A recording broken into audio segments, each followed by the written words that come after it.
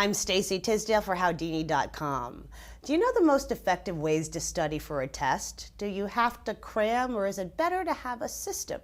Here to help students and parents of students everywhere, Dr. Cynthia Green, psychologist and author of Total Memory Workout. Thank you so much for joining us. Now, what are some of the reasons that we have so much trouble remembering things for tests, even after we study? One of the things that happens is we just simply get nervous.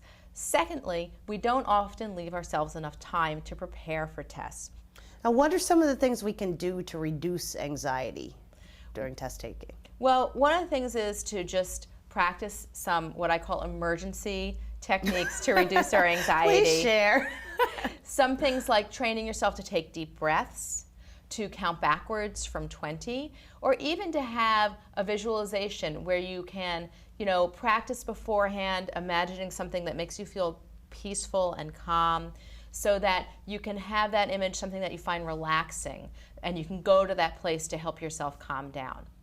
So what are some of the steps that people can do if they're, in the test situation, they realize that they're having one of these meltdowns and anxiety attacks and they're not having that recall? What do you suggest people do in that moment? If you are faced, for example, with a multiple choice question and you're not really sure how to answer it, then to really work your way around the question, to figure out what you do remember about the question, to try to eliminate alternatives so that you can help narrow your focus. Try to remind yourselves of what the main point is around a question and to organize the information in that way to work your way back to the answer. Are there specific things that parents can do to help their children when it comes to getting prepared for tests?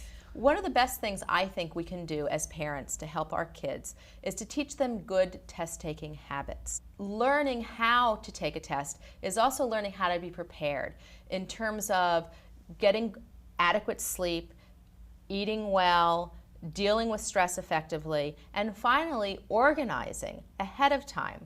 So for example, one of the things I've used with my kids throughout their life is to tell them when they know they have a test to build into their schedule when they know that test is coming up about 15 minutes a night every night to work on preparing for that test and to work with a study guide also for that test. So they're breaking that study guide down and learning a piece of it every night and then using the last couple of nights before the test to rehearse all the information.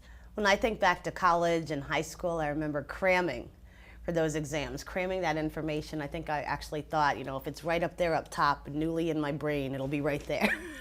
Talk to us about cramming. The problem with cramming is that we can overwhelm our brains, that sometimes it's just too much information to really effectively keep track of. What I would suggest if someone really has to cram is that they try to distill down that cramming to what they really are going to need to know for that test, so that they at least place some limits on what they're trying to retain. Great advice, Dr. Cynthia Green, psychologist and author of Total Memory Workout. Thank you for joining us. Thank you. I'm Stacy Tisdale for Howdini.com.